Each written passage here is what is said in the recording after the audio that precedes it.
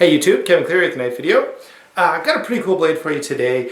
As is usually the case, this is the Boker Federal. Now the Boker Federal is a collaboration, and Boker has done a number of these, and I'll speak to that in a second, but this particular collaboration is with Gustavo T Cucchini, Brazilian designer who is highly sought after. His knives, you know, if you hop over to Arizona Custom Knives, you can see some of his work or even his own website, but very high priced knives, you know, between $2,000 and $5,000. And not only are they expensive, but they're hard to get. You know, you may want, especially if you want a particular one, let's say you want to buy a Federal, good luck. You know, they're really hard to get your hands on. So instead of that, for probably most of the population, it is more realistic and more practical to find something like this. And we're pretty used to this in the knife industry. You know, there's tons of collaborations out there. And Boker especially is known for doing this. You know, they've done collaborations with Todd Rexford and Salmonero and Lucas Burnley. I've got a Quaken right here to show you in a few minutes. But there is one thing that I should say about this.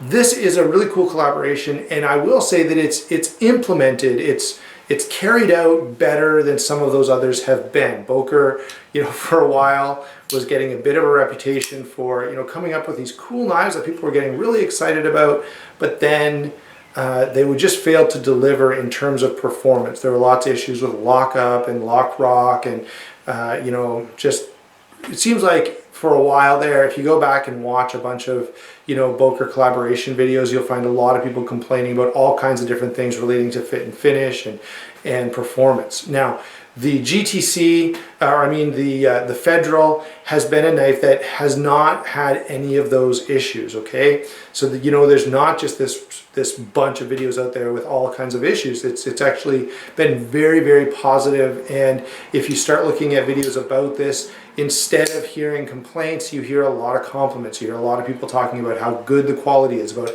how well it flips, about how consistent the lockup is. All kinds of things that you want to hear about a collaboration and about a knife in general. If you're interested in a knife, you don't want to hear a whole bunch of people saying how all the issues they had with theirs. You'd like to see no issues, and certainly that's been the case with this knife. So from that standpoint, it's really cool that that Boker has kind of pulled this one off and done a really good job of it. I would also say, in addition to being pretty cool for those of us who want to buy it, it's also pretty important. I think, you know, in the climate that now exists in the industry, you've got companies like Riate and Kaiser who are delivering phenomenal levels of quality, just outstanding.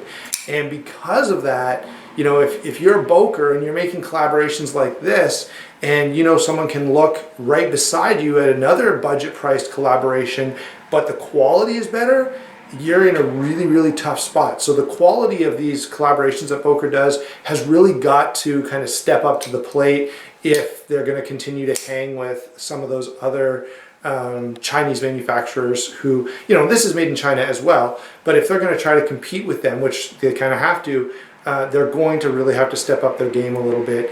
And the Federal is certainly a step in the right direction along those lines. Okay, so that's my introduction. It's a Boker Plus. It's a collaboration with GTC or Gustavo T Cucchini. Great knives, gorgeous. I would highly recommend, just for pure enjoyment, go on his website or go on you know, Arizona Customs or some other custom knife retailer and check out some of his work. It is phenomenal. It's amazing to see the things that he's able to do and the level of detail and precision that he comes to with his blades. So it's just really fun to see, and it's really fun then to own something that, even though it's not a custom GTC, it is his design that has been carried out by Boker's manufacturing. Okay, so that's my overall introduction, and one of the things then that makes this knife as cool as it is that it's a GTC design.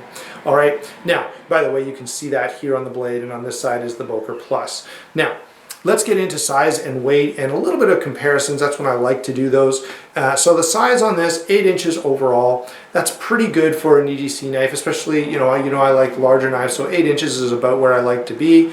3¼ inch blade, which is a little short, although the cutting edge is almost 3½ inches. It's a good 3 3/8. It's actually just a little over 3 3/8. So cutting edge is very good.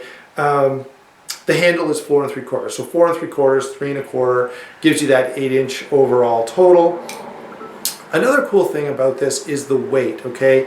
The weight on this is 4.9 ounces, so it's just under 5 ounces, which is really good, especially when you compare it to other titanium frame locks. One of the things we're kind of used to dealing with a Ti frame lock is a little extra weight, especially when you've got thick slabs of titanium and a super thick blade stock like this has. You would expect this to be a little heavier, but one of the things that surprises you, at least it surprised me when I first got it in hand, was that this knife is fairly lightweight. And I say fairly because it's lightweight for what it is, okay? It's not a paramilitary 2, that comes in at like 3.75 ounces for, it's actually 1/4 inch larger. It's not that, but it is light for a titanium frame lock of this size, okay? And I'll do some comparisons for you now to kind of let you see that. Here is the zero tolerance 0801. You can see these are very comparable, and if you're looking at this and really interested in it, you may want to consider this as well. This is a work in progress, by the way, so bear with me on the details of this one. But you can see the size is very close, or within about 1/8 of an inch of each other, but this knife is heavier, okay? There are a couple little upgrades on this that this one doesn't have, such as the lock bar insert and the caged ball bearing. As far as I know, these are not caged ball bearings. Here's another option. This is the 0562. Now in this configuration, it's quite a bit more expensive, but the plain G10 version of this is probably a little more comparable in terms of price point. Also, because this is very close in size to an XM18, most people are familiar with the size and feel of this knife, so you can see how those two compare if you're wondering how this stacks up in terms of size. Another competitor, and I think this is, if you're looking at this knife, you may be looking at it because it's a reasonably priced Ti frame lock. Maybe you're going, hey look, I've wanted a titanium frame lock for a while, but boy, they're expensive. This knife, the Maxpedition Excelsa, is a real exception to that rule. This is a titanium frame lock, D2 blade steel, really, really good knife. Full titanium frame, of course. A little more similar to this in terms of what's going on here. There's no lock bar insert here either. Both of these are more affordable steels. This is 440C, this is D2. But what's cool, but this does come in at a very, very good price point. Okay, so if you're kind of saying, hey, I'd like to find a cheaper Ti frame lock, this is a really good option. This is a good option too. It's a little more, and I think it's a little cooler in terms of its overall look and design. There's a lot more form there, but in terms of function, both of these are very similar, and both of them are very good budget titanium frame locks. All right, one last knife that I will show you, and that is of course the Quaken. This is another Boker Plus collaboration, this one with Lucas Burnley. Again, now I've got to say, this knife I think overshadows this one just in sheer popularity. This thing has been ridiculously popular, and I totally get it. This is a great knife. I went to a wedding on the weekend, and this was the knife I carried. It's a phenomenal knife. It's just really, really cool. The design is innovative, it's different, very classy. And of course, the other thing that's been popular with this is all kinds of modifications. You can see that I've modded this one just slightly, just with some anodizing of the titanium and the hardware. But I'm going to say this is another Boker Plus that's been wildly successful. So back to the Federal here. Those are some not only competitive options, but some similar size and construction knives. All Ti frame locks with the exception of the Quaken, but similar size, similar weight. By the way, all of those that I showed you are heavier than this, so that does kind of make my point about what you're expecting when it comes to weight. And I think all of them are bigger. Yeah, they are all a little bit bigger. So this is on the smaller side, but the blade, the cutting edge is actually quite good, and it is a recurve, which again I really like. Now, one thing that I think, I know we're kind of moving into the blade anyway, so I may as well go to mention this. One area where this knife I think beats some of those others is in the way they've carried off the blade. You know, they were going for a big, heavy, overbuilt blade, and certainly they've done that. But let me zoom in here just a little. Come on. There we go. So they're going for a big, super thick blade. Let me grab this other, the 0801, just to give you a comparison. See how thick that blade stock is on the Federal. It is every bit of 3/16 of an inch, and it may even be a little thicker than 3/16. So really, really thick blade stock here. But here's the cool thing about that. You get this super thick blade that still slices well because it's a hollow grind. So, you know, you guys have heard me say before, I prefer hollow grinds, especially for EDC knives. And this is one of the reasons why. You can get this super thick, super durable, overbuilt blade, but it still cuts, it still slices. In fact, it slices really well because of the hollow grind, okay? Now, before, you know, I'm not going to get into too much about cutting just yet. I first want to point out it's 440C, which is a good steel. It's certainly, you know, it's a step down from pretty much everything I showed you there in terms of performance. But it is going to hold an edge well, you know, certainly better than, you know, your 8CR13s or your even AUS8. I would put this closer to, if it's well heat treated, closer to a VG10, although it's not quite that good. But it is a good steel. Okay, so 440C will hold an edge just fine. And I've done actually quite a bit of cutting with this, and it will still shave hair. I don't know if I can, you may or may not be able to see this, but oh yeah, you can see it. Or at least I can see it from where I am, so maybe you can. It will shave hair, and I've done quite a bit of cutting with this just in preparation for this video, in addition to my, you know, carrying it and doing EDC cutting with it. So, the blade steel is pretty good, and just this morning I cut up a bunch of cardboard, so the fact that it'll still shave hair is fairly revealing in terms of the quality of the blade steel on this, okay? What else do we need to share with you here? Oh yeah, the length, of course, is already mentioned, 3¼ inches. The cutting edge is 3 and almost 3½. It's more like 3 3/8, which is pretty neat. I like when the cutting edge is more than the blade length. That's always pretty cool to me. It is a recurve, and depends on how, you know, some people really like recurves, some people don't like recurves. Really depends on your sharpening system. I don't know. I don't have any problem sharpening them with a Spyderco Sharp Maker. If you use some other method, especially if you use large flat stones, it is a little more difficult. I will grant that. Okay, maybe it's worth keeping a couple of rod style sharpeners around just for those recurved blades. Okay. Now let's get into cutting performance a little more. I kind of already hinted at this or already mentioned it, but it is a hollow grind, and because of that hollow grind, it slices really well, with one exception. It is still very thick, okay? So if you're cutting cardboard, and I just said I did that this morning just to kind of remind myself of how this performs, and when you're cutting a bunch of cardboard, I will say it does want to hang up, because this is so thick, you know, this is ridiculous in terms of the thickness of that blade. And so, although I had no problems cutting the cardboard, it did take just a little more pressure than, let's say, you know, I'll use this as an example, than this would. This, with a thinner blade stock and a full flat grind, does move through material just a little easier than something like the blade shape on the Federal. Okay. Now, what I will say is I don't cut up into strips a lot of cardboard. That's not very common for me. So, under normal EDC use circumstances, this blade is more than fine. It's actually really good because of that hollow grind. All right. Now, what about lockup and deployment? I should back up just a teeny bit for this so I can, you know, kind of deploy the knife and you can see the whole thing. It flips really well, and let me just get it past the detemp ball so I can show that it also closes really, really nicely under its own weight.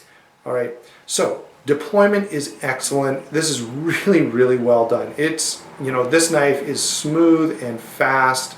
Very, very impressive in terms of deployment. It is a ball bearing pivot, and you guys know my thoughts on that. You know, it's fine. I like a ball bearing pivot, but I do see the potential for dirt and grime and crap to get in there. And since we're talking about that, I will point out that when this came from the factory, there was some dirt and stuff in there. You know, I pulled it out of the box, and you're all excited, and it comes in a really nice box, and you go to flip it out, and it does not do that. It does something more like, see if I can do it. Yeah, about like that. Maybe even less. So you end up like, what is wrong with this knife? Why won't it flip out right? And all it is there's just dirt and crap in there. So I sprayed some WD-40 in and worked the blade a few times, and you could actually, the WD-40 running out was actually quite dirty. So there was actually quite a lot of dirt and crap to be cleaned out of that pivot. And once that was gone, it flips really, really well. Okay. Now, I've got to say this about the flipper on this. I really like the way this is implemented. It's a small flipper, and sometimes that causes issues. You know, people have complained before about this flipper not working perfectly every time, especially before you get used to it. Now, I've had this for a while, and I've flipped it a lot, so I know how to get it to perform for me every time. But this kind of flipper mechanism doesn't always work perfectly. Compare it to the flipper, let's say on this, where, that was my bad, where you've got like this hook shape, and it really gives you something to light switch. You don't get that on sort of a flattened out flipper like this. And so when it's done right and it works really well, you know, you've got to give some credit where credit is due. And so certainly I find the flipping on this to be very, very good. Now the lock is, you know, not unusual for a titanium frame lock. It is a nice fine cut, which I do like. I have some Thai frame locks where this cutout is huge, and I'm like, why did you make it so big? So this is a nice fine cut. It makes the design, it makes the lock kind of flow with the design a little better. It is very comfortable, although there's none of what we often expect to see now. There's no over travel stop here. There's no stainless steel lock bar insert. I can kind of, there you go, you should be able to see in there that there's nothing. It's just raw titanium. Now, having said that, you know, for many years all of us used titanium frame locks, and no one really cared that you know, there weren't lock bar inserts. We didn't know that we should care. So it's not the end of the world, and it's not as if, you know, now this knife is only going to last 6 months and it's going to be no good. That's not what we're talking, you know, when we're talking about wear and tear on the lock bar there, you know, you're talking about years and years of use, okay? And so it's not the end of the world at all, especially for me, you know, because this is a piece for my collection. It's not going to be carried and used every day. If you are going to use this every day, you know, as long as, you know, I like to, you know, I tend to sit around and flip my knives open and closed 100 times a day. If you're not doing that, you're probably never going to notice it. It'll still last you a lifetime. There will just be a little bit of wear. Now, when I did first get this, there was a little bit of lock stick, and again, that's pretty common on titanium frame locks to take a little bit of time to sort of wear in, and that was the case with this one. So there was a little bit of stick for the first day or so, and then after it kind of gets worn in, it works just fine, and that goes away completely. Let's see, anything else I need to tell you about the lockup and deployment? You know, not really. All I can say is lockup and deployment is very good. It's easy on the fingers, it's smooth, it's fast, all the things that we expect to see. And again, it should be pointed out that that's a real success for Boker. They have had some issues when it comes to lockup and deployment in the past, so the fact that these work really, really well, and I've not seen any complaints. So again, that's a real success for the Boker Federal. It's nice to see them pull that off really well. Again, I don't think there's much more that I want to add, and so we can carry on and move to the handle. The handle, of course, the primary thing that we have to say about this is just that it looks really, really cool. Okay, one of the things about GTC knives is they do look kind of space age and kind of interesting. I think one person commented, you know, it looks like you got a folding knife off a spaceship or from Star Trek or something like that. And so that's cool, right? That does make it different and really sort of modern looking. One of the cool things about this is the way the relief cut, now this kind of goes with the frame, but it also goes with the handle design. So the relief cut that allows the lock bar to move is integrated into the design. So it actually adds something to the look of the knife. It looks like it's normal. It doesn't look like, oh yeah, they just made that cut so that the lock bar would work. It looks like, oh, they made that cut as a design feature on the handle, and it just so happens to allow the lock bar to function the way it's supposed to. And again, I think that's a real win. It's really neat to see a knife that looks this cool and functions as well as it does. Now on the other side, the relief cut also allows this pocket clip to function. You can see here that there's sort of another bar, another cut in, and over on this side, that cut in allows, let's see if I can show you this way. Hopefully you can see that with my finger in the way. So you squeeze here and it opens up the pocket clip. Let's close the knife so I don't cut myself. This is a really cool design, brilliant idea, okay? And I've got to give, it is really, really neat, and I really love the theory behind this sort of integrated pocket clip. Here's the problem. It's just kind of poorly implemented. And I don't think it has to be. I think there's got to be a better way. Maybe you could make this bar a little longer, or maybe you could bend it out just a little bit. Certainly what I think would be a big improvement is, see this little piece of titanium right at the tip of my finger that kind of goes between the relief cut and the cutout for the pocket clip. I think if you just kept this flush, so it didn't come up here, there wasn't a bump, that would certainly make this perform a lot better and make it a lot more comfortable coming in and out of pocket. As it stands now, it will clip to your pocket, but boy is it ever tight. It's crazy how difficult it can be to get it back out of your pocket sometimes, and it even can be difficult putting it in your pocket in the first place. Sometimes I've actually found myself carrying this knife just dropped in my pocket totally. And one thing about this sort of hidden clip is that it does allow for in-pocket carry quite nicely, because there's not too much extra going on here to catch on anything or anything like that. But yeah, pocket clip is a great idea, just not perfectly well implemented. I will speak briefly. The carbon fiber inlays here are really well done. Mostly they're smooth. There's one little spot, this line right here, I can feel a little bit of a ridge there. It's certainly not the end of the world, and especially at this price point, you would never complain about it. Obviously, if I got a full custom GTC and had that, I'd go, whoa, whoa, this is not right. But at the price point that these come in at, the fit and finish is excellent for the money, okay? Let's put it that way. Let's see. I don't think there's much else to say about this handle. It is comfortable in hand. I guess I should point that out. The handle is very nice. It feels good. The jimping is functional, although I will say there's one guy on here that made a video where he has an actual custom Federal, and he did say the jimping on the custom was much better, which I guess is sort of to be expected. This jimping is definitely functional. It does help you with your grip, but it's not the best I've seen. You can see that I can still slide my finger on here a little bit. I've noticed a trend overall that jimping tends to be getting softer, and I'm really not a fan of that. I'd like to see it a little more grippy, especially in a knife like this where there's not a lot of it. Let's make the jimping that is there really, really function well.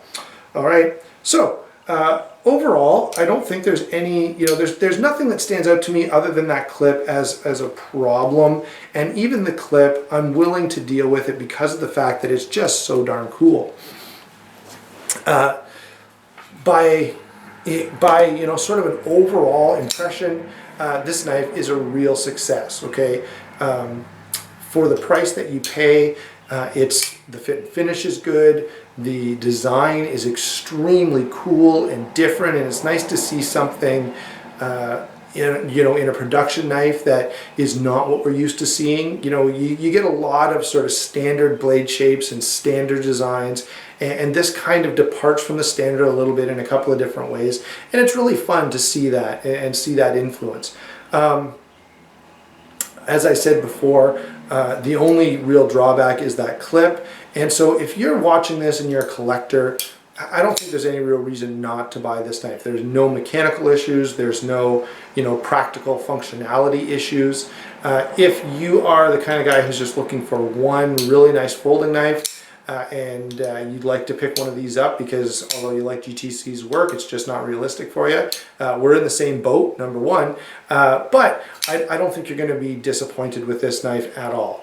I will say I do carry this, when I've carried this, and I carried it quite a bit, I did clip it to my pocket often because, I don't want to lose it, I don't want to drop it. However, I would sometimes carry a secondary blade. I'd sometimes drop the Benchmade 943 or, the Spyderco Ambitious, or I can't remember, do I have the Ambitious or the Persistence? Anyway, whichever one I have, the small Spyderco, I'd put that in my other pocket sometimes, or even the Browse Silent Soldier flipper, just something that I could get to a little more easily, because this can be a little tough to get out of pocket. I'm sure if if this was your only knife and you just carried it all the time, all day, every minute, you would get really proficient at pinching this over and getting it in and out of your pocket. I'm sure that would happen, but for me, where I'm carrying this, 1 or 2 days, and then I carry something else, or maybe I carry this in the morning and then switch it to something else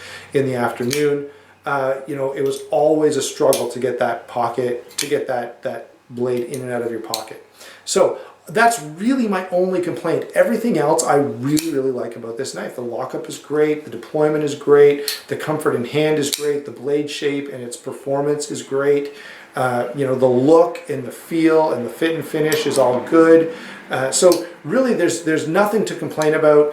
This is a great knife that sort of flexes into a whole bunch of different areas. I wouldn't necessarily call it a combat blade. I think if you're a soldier or a police officer or something and you need a blade for those kinds of purposes, this is probably not the best. There you go. Sounds like the phone's ringing, so that's a good time for me to say see you later.